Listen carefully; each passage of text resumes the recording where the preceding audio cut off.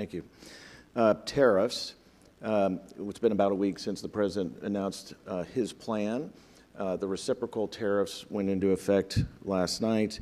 And I know, and I've been reading and listening to you and other administration officials who've said that depending on how some other nations react, those could come down or those could go away. So if you could share a little bit on, have you been encouraged with the response from other nations to the administration? Has it been what you've been hoping for? What's that outreach from across the globe been like, and how are those negotiations going? Well, Rob, I will tell you that Wednesday, after the president gave his address in the Rose Garden, as I was doing media, I was out telling other countries, don't retaliate. And I think what a lot of people are missing here is that the levels that were put out last Wednesday are a ceiling. So if you don't retaliate, that is the ceiling. So we've been overwhelmed with the response to come to DC and negotiate. So President Trump on Monday had a very good call with the Japanese Prime Minister. He had a very good call with the President of Korea yesterday. We're seeing a delegation from Vietnam. So I think we have about 70 negotiations lined up. I'm not planning on going anywhere for Easter.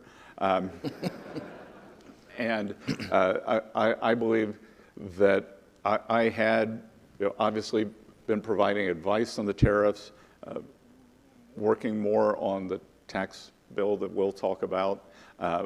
And now I'm going to take a lead negotiating role in a lot of the tariffs, starting with the Japanese delegation. But in terms of escalation, unfortunately, the biggest offender in the global trading system is China. And they're the only country who's escalated. And I can tell the rest of the world that, I'm not sure whether it was the Prime Minister or the Economic Minister in Spain made some comments this morning, oh, well, maybe we should align ourselves more with China. That would be cutting your own throat, because I can tell you that these Chinese exports that the U.S. tariff wall is going to keep out, that China, for all of you who can remember that Disney movie of the brooms carrying the buckets of water, that is the Chinese business model. It never stops. They just keep producing and producing and dumping, and it's going somewhere.